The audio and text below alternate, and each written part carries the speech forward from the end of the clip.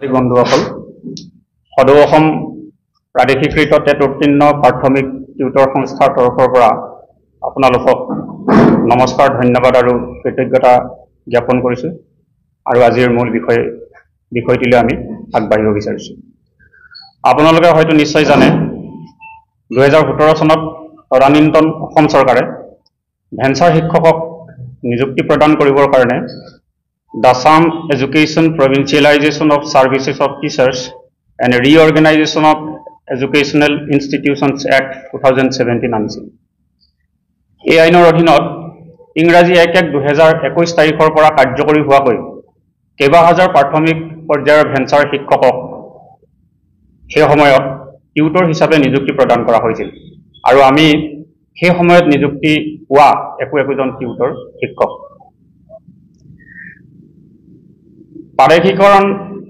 প্ৰাদেশিকীকৰণ আইনত এটা কথা উল্লেখ থকাৰ উপৰিও সেই সময়ত আমাক চৰকাৰে যিখন নিযুক্তি পত্ৰ প্ৰদান কৰিছিল সেই নিযুক্তি পত্ৰখনৰ 6 নং দফাত এটা কথা স্পষ্টকৈ লিখা আছে।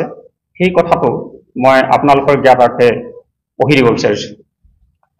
Any tutor who has already acquired the qualification required as per NCT guidelines and service rules in force on the date of issue of his/her appointment order shall be entitled to pay an allowances of a teacher from the date of issue of such appointment order.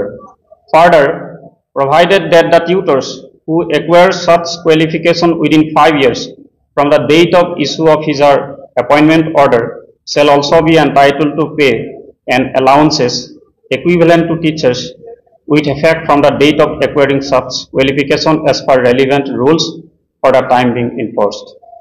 ইয়াত কথাটো আমি এনেধৰণে বুজি পাইছোঁ, ইতিমধ্যে যিসকল tutor অৰ্থাৎ আমাক যেতিয়া নিযুক্তি প্ৰদান কৰিছিল টিউটৰ হিচাপে ইতিমধ্যে যিসকল অৰ্হতা সম্পন্ন আছিল এনচিটিৰ অৰ্হতা সম্পন্ন আছিল তেওঁলোকক 1/1/2021 চনৰ পৰা কাৰ্যকৰী হোৱাকৈ চৰকাৰী বিধি অনুসৰি সকলো ধৰণৰ সা সুবিধা প্ৰদান কৰা হ'ব আৰু যিসকলে 5 বছৰৰ ভিতৰত এনচিটিৰ অৰ্হতা অৰ্জন কৰিব তেওঁলোকক এনচিটিৰ অৰ্হতা অৰ্জন কৰা তাৰিখৰ পৰা কাৰ্যকৰী হোৱাকৈ চৰকাৰী বিধি অনুসৰি যিখিনি সা সুবিধা পাব লাগে তেওঁলোকে পাব।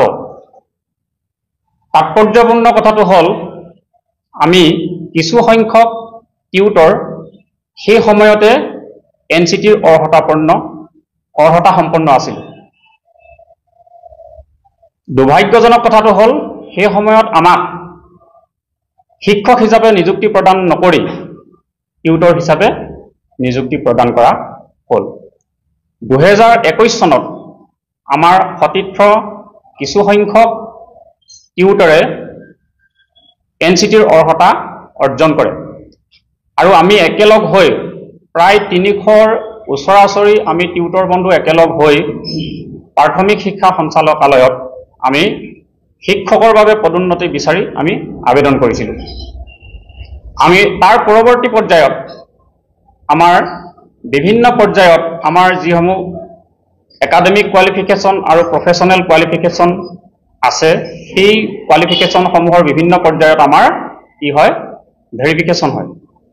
আমাৰ ভেৰিফিকেশ্যনটো এনেধৰণে হয়, এনেকুৱা ভেৰিফিকেশ্যন আমি আগত কেতিয়াও শিক্ষক নিযুক্তিৰ ক্ষেত্ৰত আমি কেতিয়াও আগতে এনেকুৱা ভেৰিফিকেশ্যন দেখা পোৱা নাই।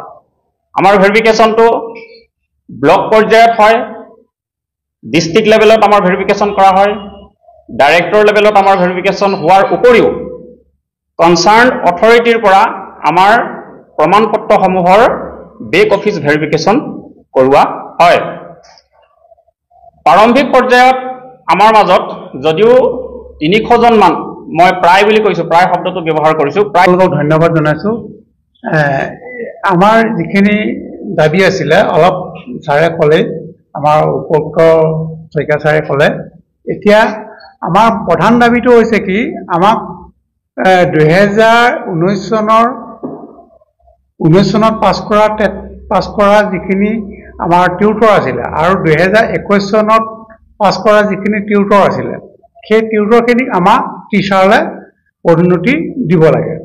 সেইখিনি কৰোঁতে আমি যিটো চৰকাৰৰ যিটো ডাইৰেক্টৰ অফিচত আমি কাগজ পত্ৰ জমা কৰিব লাগে সেইখিনি আমি জমা অলৰেডি 2022 চনৰ পৰা কৰিছোঁ। আজি পৰ্যন্ত সেইখিনি আমাৰ কোনো কাম পদোন্নতি কামটো হৈ উঠা নাইকিয়া।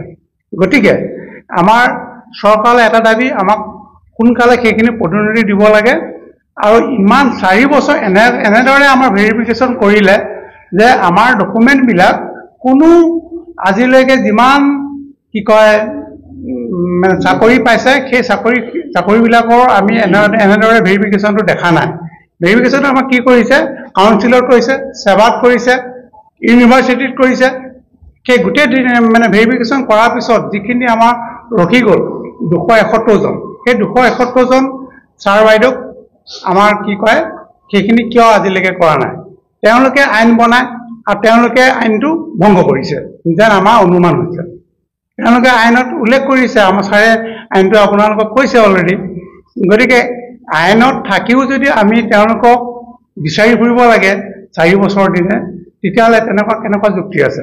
সেয়েহে আমাৰ মুখ্যমন্ত্ৰী যেতিয়া আমাক এপইণ্টমেণ্ট দিছিলে, তেতিয়া আমাৰ আজিৰ দিনৰ মুখ্যমন্ত্ৰী তেতিয়া শিক্ষামন্ত্ৰী আছিলে, তেখেতে আমাক চিঞৰি কৈছিলে যে আপোনালোকে আমাৰ ইয়ালৈ আহিব নালাগে, আমাৰ পৰ্টেল খুলি দিয়া হ'ব, আপোনালোকৰ যেতিয়াই পাছ কৰিব তেতিয়াৰ পৰাই আপোনালোকৰ ৰেগুলাৰ কৰা হ'ব। কিন্তু আজিলৈকে সেইটো হৈ নুঠিলে। এতিয়া আমি দেখিছোঁ হাইস্কুলখিনিক অলৰেডি পদোন্নতি দিয়া হৈছে, আমাক কিয় দিয়া নাইকিয়া? আমি কি দুখ কৰিলোঁ? আমাৰ কি পৰিয়াল নাই? আমাৰ কি পৰিয়াল নাইকিয়া? কলেজৰখিনিও অলৰেডি হৈ গ'ল, কিন্তু আমাক কিয় লোৱা নাইকিয়া? গতিকে আমাৰো পৰিয়াল আছে, আমি চলিব লাগে, ইমান কম পইচাত আমি কেনেকৈ চলিম? গতিকে আমি তেওঁলোকৰ যিটো আইন বান্ধি দিছে সেই আইনৰ মতে আমি পাছ কৰাৰ পিছতো DLED আৰু টেট পাছ কৰাৰ পিছতো আমাক কিয় আজিলৈকে লোৱা নাই? সেয়েহে মুখ্যমন্ত্ৰী ছাৰলৈ আমি বিনম্ৰ অনুৰোধ জনাইছোঁ, আমাক যাতে এই 31 মাৰ্চৰ ভিতৰত আমাক যাতে শিক্ষকলৈ পদোন্নতি দিয়ে, সেইখিনি মোৰ ছাৰলৈ অনুৰোধ থাকিল।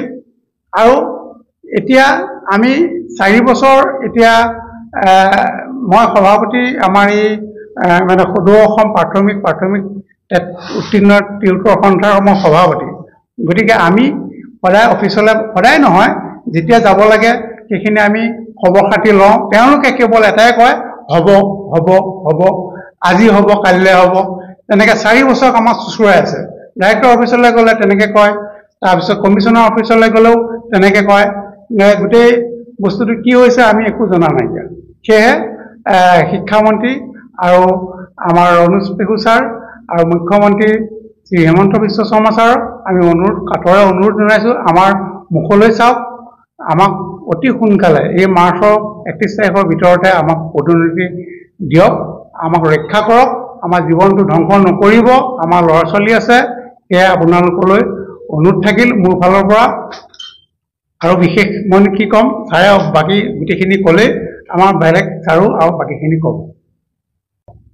মই আজি এই সংবাদ মাধ্যমৰ যোগেদি আমাৰ মাননীয় মুখ্যমন্ত্ৰী হিমন্ত বিশ্ব শৰ্মা ছাৰ আৰু শিক্ষামন্ত্ৰী ৰণোজ পেগুদেৱক আমি অনুৰোধ জনাইছোঁ যে আমি 2021 চনৰ আগতেই NCT নৰ্মছ ফুলফিল কৰি টেট DLED 50% যোগ্যতা অৰ্জন কৰি থৈছিলোঁ, কিন্তু আমাক সমাজৰ মাজত হেয় প্ৰতিপন্ন কৰি কেৱল টিউটৰ নামেৰে এটা মহাকলংকৰ জাপ দি আমাৰ গোটেই পৰিয়ালক এটা অন্ধকাৰ মাজলৈ ঠেলি দিছে।